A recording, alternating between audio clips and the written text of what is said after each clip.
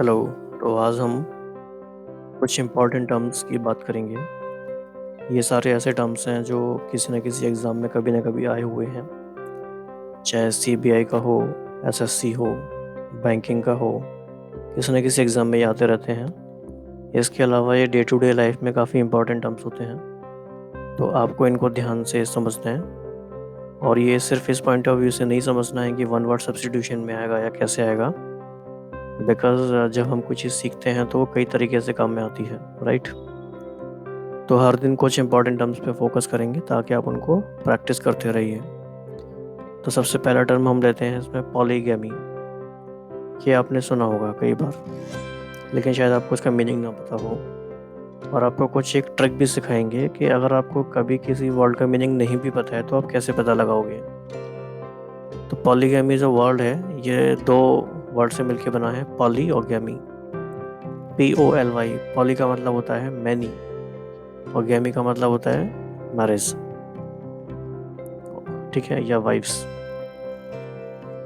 गैमी का मतलब wives, poly means many. तो ऐसा custom of having many wifes, more than one wife, is called और इज नोन एज पॉलीगैमी। तो इसका एग्जाम्पल भी हम समझ लेते हैं कि कहाँ पाया जाता है। तो आपने देखा होगा जो मुस्लिम कम्युनिटीज़ होती हैं उनमें ये फीचर कॉमन है, पॉपुलर है, पाया जाता है, राइट। दूसरा है एक्सोडस। ये टर्म भी अच्छे न्यूज़पेपर्स में आता है या अच्छी कन्वर्सेशन में कहीं कहीं आता है, लेकिन आपको ये पता होना चाहिए क्योंकि ऑब्जेक्टिव पेपर जब आता है तो उसमें इस तरह की गलतियाँ स्टूडेंट्स कर देते हैं। एक्सोडस का मीनिंग है large scale departure of people from one place to another. एक जगह से दूसरी जगह तक बहुत सारे लोगों का एक साथ पलायन। और इसमें इम्पॉर्टेंट बात यह होती है कि किसी के स्पेसिफिक पर्पज से होता है। जैसे कि मान लीजिए कनाडा से बहुत सारे लोग अमेरिका चले जाएं ड्यू टू एक्सट्रीम क्लाइमेट, तो उसे हम एक्सोडस कह सकते हैं, राइट।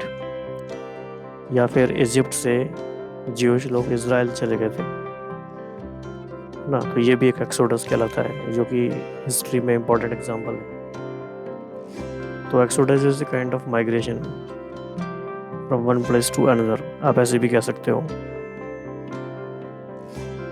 तीसरा टर्म है हमारा आज का इम्पोर्टेंट, ऑटोक्रेसी। ऑटोक्रेसी, क्रेसी का मतलब है टाइप ऑफ गवर्नमेंट, ऑटो का मतलब है सेल्फ। तो ऐसा शासन, एक इस तरह की गवर्नमेंट जिसमें कि कोई व्यक्ति डिक्टेटर होके उसका शासन चलाता है। फॉर एग्जांपल नॉर्थ कोरिया, आपने सुना ही है सर एग्जांपल। अगर आप करंट अफेयर्स पे ध्यान देते हैं तो आपको एग्जांपल पता होगा। अब इन तीनों बातों को हमें कैसे कहना है एग्जैक्टली, उसके लिए हमें प्रॉपर टर्म्स पता होना चाहिए। तो पॉलीगैमी को हम बोलेंगे custom of having many wifes. Exodus को हम बोलेंगे large scale departure of people. और बिकॉज ये डिपार्चर है तो from one place to another होगा ही होगा, राइट। यानी एक होगा प्लेस ऑफ ओरिजिन, एक होगा place of destination, point of destination. तीसरा टर्म हमारा है ऑटोक्रेसी। इसका मतलब हो गया a government run by a dictator. जब एग्ज़ाम की बात आती है तो दोनों ही तरीके से आपको याद रखना है। अगर ये पूरी लाइन आती है, वर्ड सब्स्टिट्यूशन में आता है, तो आपको ये वाला पार्ट दिया जाएगा, राइट, और आपको ये वाला पार्ट मार्क करना होगा। लेकिन कहीं पे अगर आपको ये वाला पार्ट दिया जाता है और ये वाला पार्ट आपको लिखना है या बोलना है, तो ये भी प्रैक्टिस आपकी होनी चाहिए। तो आज जो हमने तीनों टर्म्स लिए हैं, ना तो ये बहुत इजी हैं ना ये बहुत डिफ़िकल्ट हैं, लेकिन ये टर्म्स इम्पॉर्टेंट हैं, इतना आप समझ लीजिए। तो इसके अलावा आपके मन में कोई और टर्म्स आ रहे हैं जो आपको कन्फ्यूजिंग लगते हैं, जिसके बारे में आपको एग्जांपल्स चाहिए या आपको क्लैरिटी चाहिए, तो वो आप नीचे कमेंट बॉक्स में बता सकते हैं, राइट।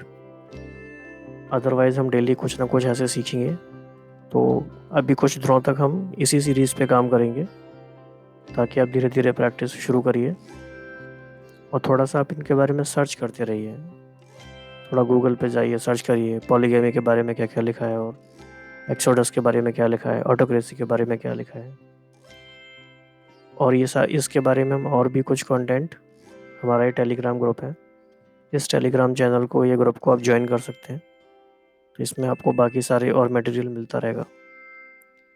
और इसके अलावा कोई भी ऐसी बात है जो आप और कहना चाहते हो, कोई आपका सजेशन है, तो आप बता सकते हैं।